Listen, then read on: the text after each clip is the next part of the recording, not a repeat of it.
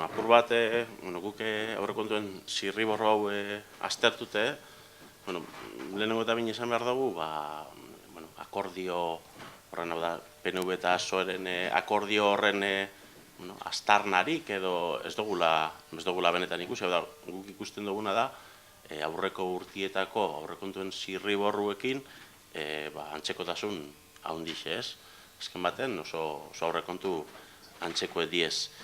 Eta hori dela eta aurreko urtietan esan dugun bezala, guk uste dugu aldaketa sakona behar dela aurrekontuetan, integrala, arlo askotan, eta horregatik hain zuzen aurkeztu duguna izen da osotasunezko zuzenketa bat aurrekontuen zirriborruei.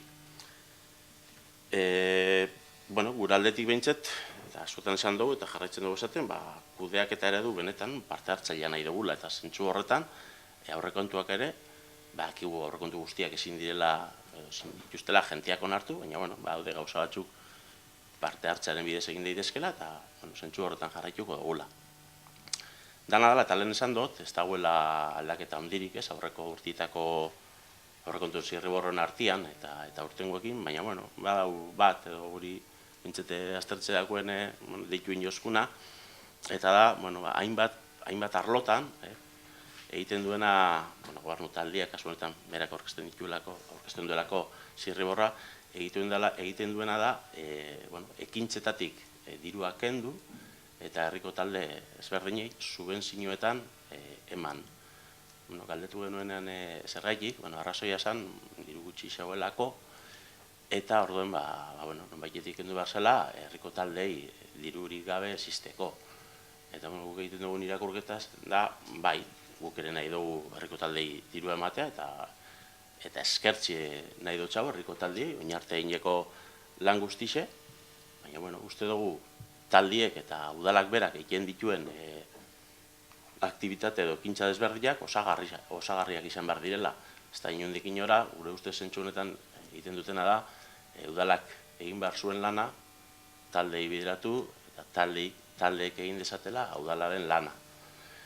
Eta bestalde, ekintzetatik diru kentze honek, nik uste dugu beste nonbaitetik ere kendu aldela ez diru hori, eta adibide moduen, eta bakit, askotan ere aipatu izan dugula, baina oingun bardin esango dut, Durango momentu honetan alkatezaz gain, hau da, alkatezaz aparte, 5 liberatu politiko dekoz, 5 liberatu politiko hauek 220.000 euro urtean kostatzen dute, edo aurrekontua 220.000 eurokoa da, 5 hauentzat, eta, uste dugu hortik ere murriztu dezakegula, eta ez ekintzetatik bakarrik.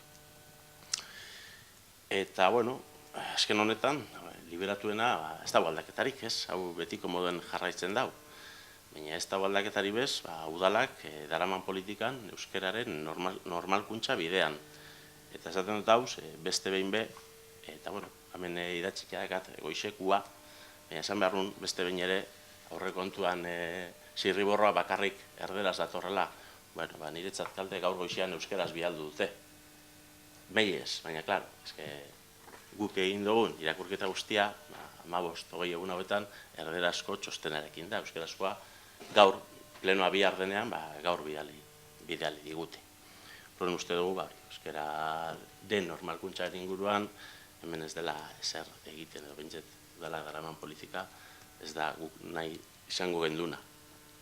Ez da paus horik ematen bez kulturretxe duin bat izateko, non herriko talde guztiek bere lekua izango zuten, udalak jarraitzen dau, batetik alokairua ordaintzen berea den eraikin bategatik, hau da landako erakustasoka, jarraitzen dugu bertan gauzak egiarren alokairua ordaintzen, alokairu pribatuak ere jarraitzen dugu ordaintzen, ludotekarena adibidez, beste udalaren eraikin baten egin zezaketen ludoteka ere,